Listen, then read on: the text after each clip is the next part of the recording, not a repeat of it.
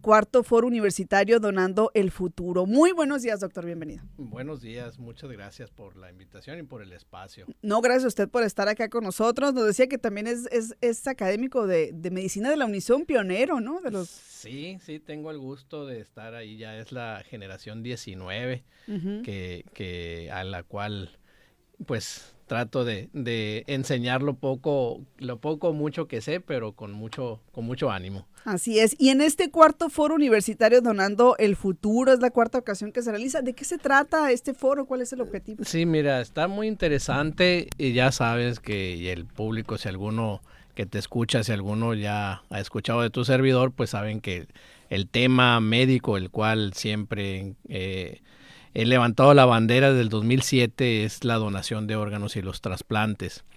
Entonces yo doy clases al octavo semestre al grupo de la clase de urgencias médico-quirúrgicas, donde ahí se ven de alguna manera relacionado enfermedades que finalmente pueden ser causales o potencialmente causales de muerte encefálica.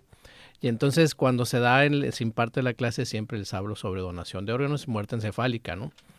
Entonces desde el 2017, a iniciativa de unos estudiantes que querían aprender un poco más de esto, se organizó el primer foro universitario Donando el Futuro, donde se habla sobre la donación de órganos y los trasplantes. Importante, ¿y por qué el futuro? Porque se da a estas generaciones que próximamente van a ser médicos y que es de trascendencia que sepan o que ya salgan de medicina hablando de este tema. Desafortunadamente no es un tópico que esté en la currícula de las universidades, de las escuelas de medicina, y entonces cuando se está en los hospitales se está ante un potencial donante y el desconocimiento hace que no se preste atención a esto, ¿no? Entonces son de las especialidades, por decir así, emergentes, aunque ya tiene mucho tiempo esto realizándose de la donación de órganos, pero sigue, aún falta que se penetre esto. O sea, se aprende en la práctica. Exactamente, pero porque hay alguien más arriba que les dice esto, entonces, pero si ya traen el chip de que existe, entonces seguramente vamos a poder beneficiar. En septiembre del año pasado estuve en la oportunidad de estar en la reunión de la Red Consejo Iberoamérica que en Buenos Aires, que es el grupo de países de Hispanoamérica, una reunión de pocas personas donde se trata las políticas sobre donación de órganos a nivel Hispanoamérica. Lo dirige la Organización Nacional de Trasplantes. Y ahí yo hice una observación de esto, precisamente que sí que hay en las escuelas de medicina, y el comentario fue que efectivamente se adolecía de esto. Que para eso es este foro, entonces, para brindar. Este foro, así es, que está dirigido efectivamente a los estudiantes de medicina de la UNISON, pero también de las otras dos escuelas de medicina que hay. Pero la manera en que se imparten las pláticas son muy digeribles, de tal manera que también pueden ir personas que no son del área médica para aprender sobre qué es y qué no es la donación de órganos y los trasplantes. ¿Y cuáles son los temas que se van a abordar en este cuarto foro? Pues mira, muy interesante. Empieza obviamente un panorama general de lo que es, cómo está la donación y los trasplantes. Esta plática la va a impartir el doctor Rodrigo López Falconi, que es el último o el penúltimo presidente de la Asociación Mexicana de Trasplantes y es actualmente el coordinador para Latinoamérica de la Transplantation Society, que es la organización más importante a nivel mundial de trasplantes. Luego se habla sobre qué es la donación de órganos, cómo es el proceso de donación de órganos. Los imparte la doctora Susana Pérez, que está aquí en Hermosillo. Hablamos sobre muerte encefálica. El tema es muy, muy claro. Entendiendo la muerte encefálica. ¿Qué es? ¿Qué no es? No es coma, es esto. Ya es alguien que está declarado muerto. ¿Cómo se hacen los estudios confirmatorios para decir si efectivamente ya murió? Y aunque el corazón sigue latiendo por medios artificiales, ya murió, por eso puede donar. Pero aunque esto de la muerte encefálica, por ejemplo, es un proceso bioquímico muy, muy, muy intrincado, realmente la forma en que va a ser va a ser expuesta es muy fácil. Claro. Por eso, si algún radioescucha quiere acudir este viernes 28 de abril al auditorio de la Escuela de Medicina, puede hacerlo y seguramente lo entenderá. Hablamos sobre trasplante renal, desde cómo es, a quienes necesitan el trasplante renal, cómo se hace, cuáles son las problemáticas que tenemos para poder avanzar. Lo mismo para el trasplante de hígado, trasplante de corazón. Tenemos testimoniales de personas que han recibido un trasplante, de familias que han donado los órganos de un familiar que ha fallecido y de receptores. Okay. Y al final del día tenemos un curso muy interesante, ese sí está dirigido exclusivamente a estudiantes de medicina, que es un curso-taller sobre comunicación en situaciones difíciles. Esto es muy importante porque el médico, por ejemplo, en la escuela de medicina, no le enseñan esto de donación de órganos, salvo en la Unison, pero tampoco le enseñan cómo hablar con el paciente. En situaciones donde está muy grave, ya murió, tiene cáncer, ¿no? ¿Cómo decirlo? Entonces es ese taller que se hace en talleres sobre comunicación en situaciones difíciles. Es un símil adaptado y muy sencillo sobre un curso que tiene la Organización Nacional de Trasplantes de España, exclusivamente para esto, pero obviamente es adaptado y además para no infringir en derechos de autor, ¿verdad? Claro. Esto de los testimonios a mí me llama mucho la atención y me parece una muy buena estrategia para entender más el tema.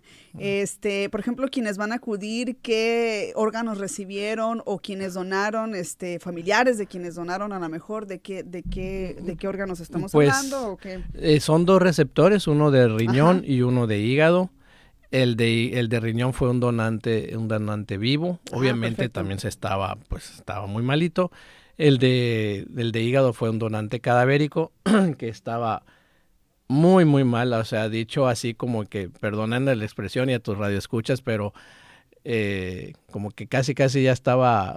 Ya había fallecido, no se había dado cuenta de lo mal que estaba esta persona, y ahora vamos a ver cómo pues después de esto le tocó asistir a la primera comunión de su hija, a la graduación de sus otros 2 hijos, uno de una universidad, de preparatoria, situación que si no se hubiera trasplantado, pues no le hubiera tocado. No le hubiera tocado, qué interesante.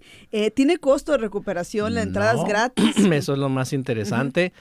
El foro, aparte de aprender de esto, lo organiza mi grupo de Escuela de Medicina. Es el trabajo final, es el de fin de cursos, donde tienen que aprender también el trabajo en equipo y la organización de eventos académicos médicos. Entonces ellos se organizaron, hicieron su comité organizador y luego los subcomités que lleva cada evento de este tipo. Entonces ellos organizaron actividades para recaudatorias, hubo un comité que se encargó de conseguir patrocinios y afortunadamente por esto es de que podemos tener un foro de muy buen nivel y gratuito. Nos apoyan, el Hospital CIMA está apoyando en esto, la Fundación MICA está apoyando en esto y otras perfecto. Entidades de aquí de la ciudad. Es el viernes 28 de abril, dijo, ¿verdad? Viernes 28 de abril a las 8 de la mañana en el Auditorio Alfredo Padilla Barba de la Escuela de Medicina de la Unison, ahí por la Colosio. Así es, para que la gente que nos está escuchando pueda acudir, porque también decía que podemos entrar si queremos saber más del tema, ¿no? Y también se va a transmitir por redes, por Face, perfecto. Entonces ahí luego te hago pasar la liga. Ajá. Claro, excelente, ¿no? Para la gente que quisiera a lo mejor de forma remota estar pendiente de estos contenidos de este foro. ¿Algo más, doctor, que quisiera usted agregar? Sí, esto es muy importante porque en el país existen 20,000 personas en situación de espera de un órgano.